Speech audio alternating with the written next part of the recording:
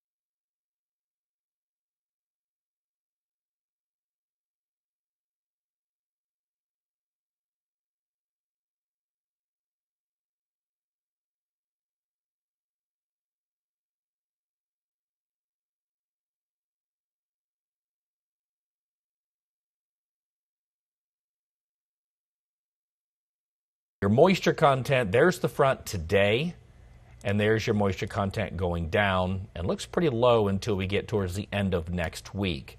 And we're going to see really not much rain going on for your extended forecast. There's your rain on the East Coast, which again we'll talk about here in just a second. You see all the way through Friday, as we're going to see not much here. Half an inch to maybe some spots, the blue there is close to an inch of rain. And I mentioned muggy. It's going to be muggy all the way till we get to maybe Thursday. Wednesday to Thursday, it does go down just a little bit. And you have the heat index. So if you're going to be heading out to the game tomorrow, 99 is your heat index. It is going to be hot. It's going to be humid. And there's your 7-day forecast. Weather impact alert for today through 5. And then rain chances down Sunday to Monday. Breezy Monday into Tuesday. And there's your rain chances up next week. So you have, I know, Lee, your rain chances going up as we go throughout the next couple of days. And also those breezy conditions. You guys got a lot to keep a close eye on as we go throughout these next few days. Yeah, we do. So we have some showers out there right now, but of course those rain chances could increase for our beaches Monday, maybe even into Tuesday, depending on if those outer bands reach us. So let's start with a look out at our radar right now. A few of those showers working their way across the First Coast, some showers in Duval down through Clay towards Keystone Heights. Now on our Saturday, throughout the day today, we will see more pop-up thunderstorms. Those scattered storms could pack a punch. We could have some gusty winds and some heavy rain associated with those storms. Now, temperatures will be staying in the 80s because of the cloud cover that we have out there, with the front moving through, bringing the storms, bringing the cloud cover. And then into our Sunday, too, we're also going to see those temperatures stay in the 80s. So today's highs ranging across the area, not too much of a difference here, mainly middle 80s when it comes to our high temperatures. So over the next couple of hours, we're going to warm up into the middle 80s, and then you'll start to see that drop later on. Notice, though, those rain chances, they stay in the forecast throughout the rest of the day. Into this evening, can't completely rule out some rain. Now, Sunday, we'll have coastal showers. Not a washout of a day. The rain that does pop up will favor our coastal areas, so out towards the beaches. As mentioned, we're going to be staying in the 80s. And then you'll also notice the breeze starting to pick up here on the First Coast. So by the afternoon and especially by the evening, you will notice that breeze. Now, starting Sunday night into Monday, that's when we can start to see some of those outer bands move on shore, and we'll have our impacts at the beaches. Our beach conditions will start to deteriorate. So Monday, we have a weather impact alert in effect here in the Jacksonville area on the First Coast. And this is for beach impacts. So our weather impact alert on Monday, we'll have rip currents, we'll have large waves, a surf of 6+ feet, and the possibility of flooding at times of high tide. Some minor coastal flooding possible. But you need to continue to monitor the forecast because we could potentially see some of those outer bands, and that would mean more impacts for those of you especially closer to the coast. So here's a look at one model showing what it thinks is going to happen with this tropical depression and then eventually tropical storm and maybe even hurricane. Notice that as we head into our Sunday afternoon, the band's still out here in the Atlantic, but overnight into our Monday morning, some of those could start to move on shore. From there, throughout Monday, a few more of those bands can move on shore. So we already know at the beaches on Monday, we have the surf, the rough surf, big seas. We have a rip current risk out there, a high rip current risk, and the possibility of some minor flooding. But maybe for some of you, some heavy rain and gusty winds occasionally across the First Coast as well, as some of those far-reaching outer bands do move on shore. And yes, it's possible into Tuesday as well, because on Tuesday, that's when we think it's going to be right off the coast for us. So notice this is 4 a.m., but still watching for some of those showers and storms to move on shore. Now, remember, this side of the storm, usually the less impactful side, sometimes you get those dry slots in there. So it's not going to rain for everyone. In fact, Monday and Tuesday could be beautiful for some of you, especially further inland where you're staying dry, you're seeing sunshine. But for others of us, and maybe closer to the beaches especially, that's where you'd have the worst of the weather, the heavy rain, the breeziest conditions, of course, the rough waters, the rough seas, and some gusty winds too associated with those bands. But outside of the rain bands and the storms themselves bringing the wind, we could just have the steady breeze already with the tightening of the pressure gradient as that tropical depression, soon to be tropical storm, lifts towards us. So as we head into our Sunday afternoon, Sunday evening, you'll notice the wind starting to pick up a bit more, and then that continues into our Monday. So Monday morning, Monday afternoon, it's gusty out there through the evening hours too. You can see we'll have gusts around 30 miles an hour possible.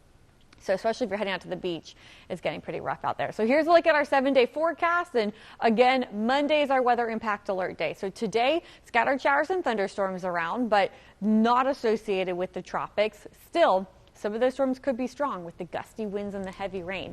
Sunday, we'll be watching out for more rain, especially towards the beaches, and the breeze is going to start to pick up. And then Monday, our weather impact alert for the beach conditions, the rip currents, the rough seas, the possibility of minor flooding at high tide. And then we'll have to watch out for the possibility of some bands moving on shore too, bringing heavy rain and gusty winds, and some of that could linger into early Tuesday. So we're going to watch that. But again, our weather impact alert here on Monday, we'll see if we extend it into Tuesday morning. But as you know, there's a lot of uncertainty when it comes to exactly where this is going. It depends on how far offshore it's going to be. So, I mean, we just got the new advisory. Would you like to break down the new cone that we got as of the 11 o'clock advisory? Yeah, and it's crazy because this is a pretty complicated forecast because I just showed you the cold front that's going to be coming through here and stalling along the East Coast, but we also have Humberto, which is expected to become a Category 5 storm. So as that strengthens and moves its way towards the west-northwest, that's going to give future Imelda a push towards our coast. It's not till it makes that turn that it pulls it along with it, or at least that's what the forecast models are suggesting. Take a look at the tropical update, and again, we do have Category 4 Humberto, and we do have, again, you can see there, the tropical spin with the latest update. Let's talk about Humberto first, because that's the one that, of course, is expected to become a Category 5 storm. Also going to help with the steering pattern as we go, really starting today all the way through midweek next week because of it pushing to the coast, it turning to the north, and then making that northeast turn and helping to break down the big mid-Atlantic ridge. So there it is, 145 mile per hour winds moving to the west-northwest at about 8 miles per hour. Now, I want to point this out before I show you the forecast models because this is something that's crazy. We've had 8 named storms so far this season. 3 hurricanes, all 3 of them have been major. And this is the first time since 1935 that has happened, where the first 3 hurricanes of the season have all become major hurricanes. And again, this one is expected to strengthen up a little bit more as we go throughout the day today and into tomorrow. You can see there, 155 mile per hour winds. That right there is the borderline. 157 is a Cat 5. It is going to be so close. Forecast models have been back and forth. Right now, the majority has it approaching Cat 5, but not making it. A couple of them still show it a Cat 5. And there it makes its turn as it slowly starts to weaken. So again, there is that turn. You see Bermuda there. Now, I know it's kind of hard to see, but Bermuda is under that M. So I can go ahead and zoom in here a little bit for you. And this is the bad part for Bermuda because we talked about there. So there's Bermuda right outside of the cone, but they're on the right side, which is what we call the dirty side, because that's where you get the wind, that's where you get the rain, that's where you get the storm surge, that's where you add on the forward movement to the wind speeds. Luckily, if it gets a lot closer, of course, they're still dealing with hurricane force winds. You're still looking at a Category 3 storm moving its way up and out. But look how the track pushes close to the coast and then back around. Again, that's going to help push Imelda towards the coast of the Carolinas, then eventually out. Look at your spaghetti models on Humberto. And again, good consensus with this one. Again, you're not seeing very many outliers. Just pushes a little bit further to the west of Bermuda than some of the earlier ones show, which is, again, good news for Bermuda. It's not the best news. It'd be nice if it passed to the east, but of course, unfortunately, it is not. So, Tropical Depression 9 is what we have now. And you can see here, there is your low. There it is in Turks and Caicos, right near Turks and Caicos, northeastern Cuba, and approaching the southern Bahamas.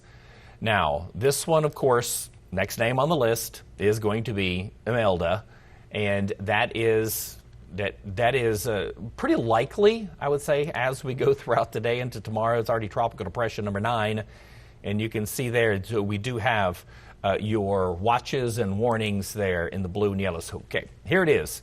Tropical storm as we go throughout the day today, and it is expected to continue to strengthen, and there it is early on Tuesday morning. Look how close it hugs the coast. Luckily, Jacksonville is not in that cone, but it is going to be pretty close. So you don't have to be in the cone to get the impacts. Like Lee just told you, you're going to get the high surf, 6+ feet surf. You're going to get, again, you'll get some rain out of this one. Luckily, you're not expecting an abundance of rain, but possibly up into the Carolinas, and this is what we're going to break down. So Category 1 system as we go throughout Monday night to early Tuesday morning.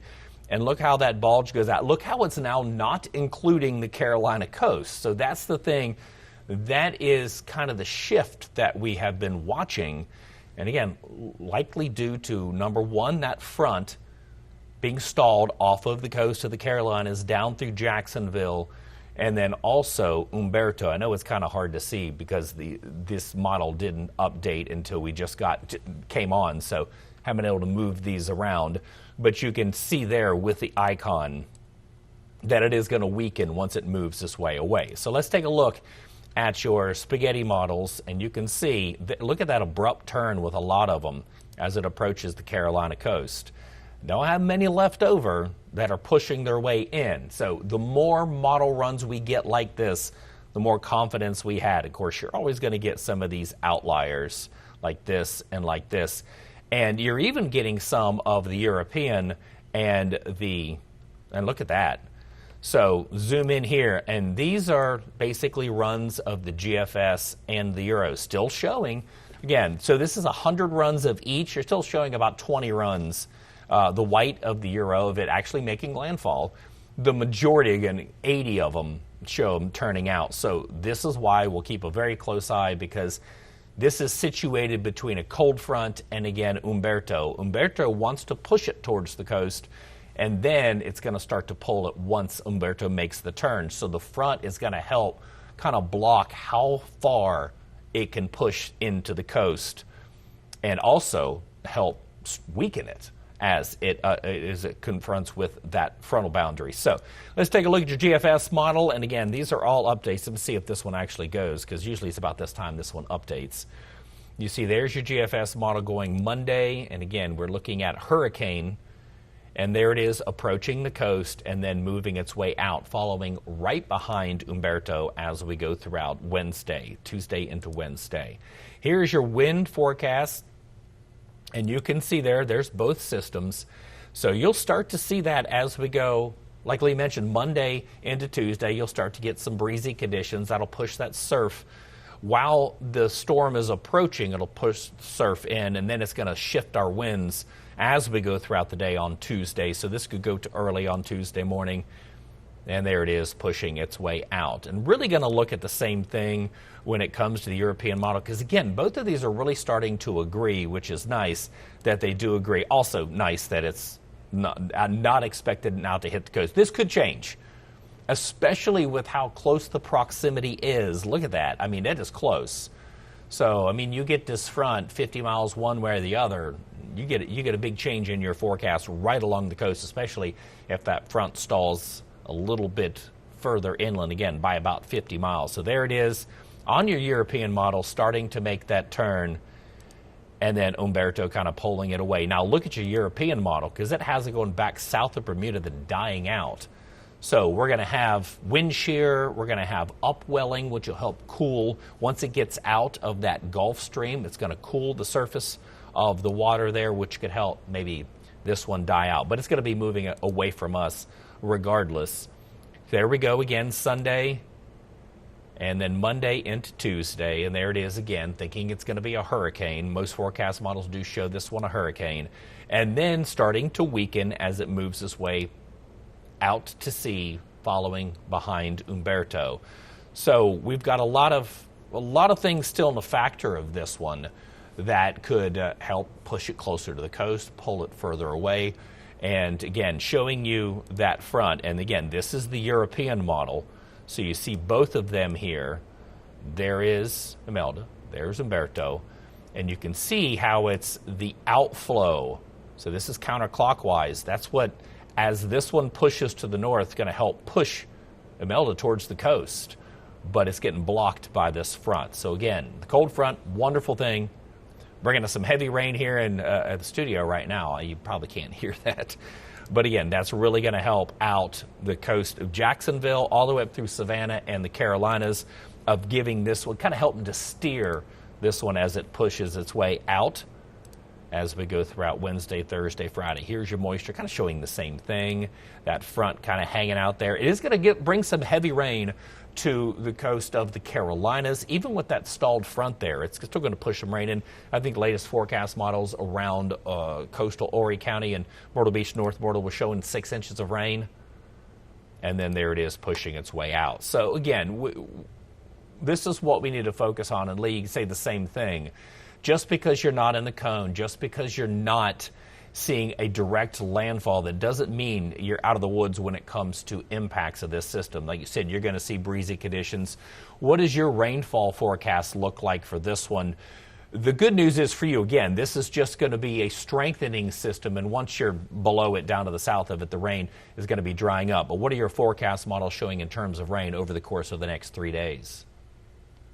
Not too significant. The closer to the beach you go, the higher those rainfall totals likely are. But how far does it push in? It depends on what model you're looking at. And again, because it is too early to know exactly what to expect here when it comes to rain, because we need to know how far off the coast this future Imelda will be. But those of you closer to the beaches, you have the higher chance of rain, the higher rainfall rates for those of you coastal areas. Yeah, you can see here I have the tropical watches and warnings up.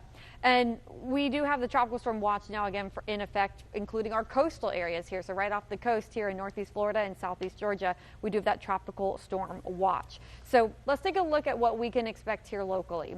Now, as mentioned, we could get some of those bands moving on shore. Watch with me here. Future radar shows you that these are going to push inland. And so who's going to see rain, how much rain we're going to get, that is still to be determined. But it does look like at least some of those outer bands will be moving on shore. So the rainfall rates are going to be highest for those of you closer to the beaches.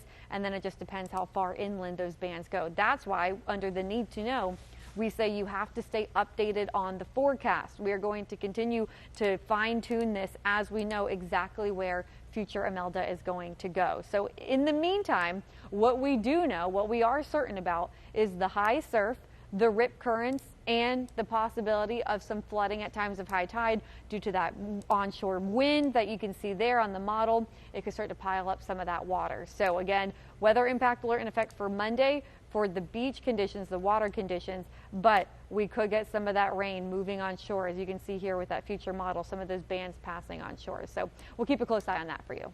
Yeah, and we keep talking about how complicated this forecast is going to be because, again, the proximity that Humberto is. One of the things that Humberto is going to do, if you look at the tropical steering flow, is that it's going to help break down that ridge. So as it moves its way up towards Bermuda, there's your ridge of high pressure. That's the darker color. Now watch it kind of break that down as it makes that curve. It pushes that. There's your low pressure up here. Here's your high pressure down here. But you got to watch this as well. So again, it's also going to help push this out, and we'll see some high pressure building into the north of that as well. So a lot of things could still change with this. Again, the good news is that the consensus is that this is going to be staying offshore of the Carolinas. So here we go into next week, and where we're going to have our focus once we get rid of these two systems is going to be, again, still looking at a low potential for the main development region. This is the time of year that we start to see our shift. Now we're looking at the Western Caribbean. We're looking at the Southern Gulf of Mexico. There is a lot still a lot of dust, as you can see, and another plume coming off, but watch what happens as we go into next week. That does kind of die down a little bit.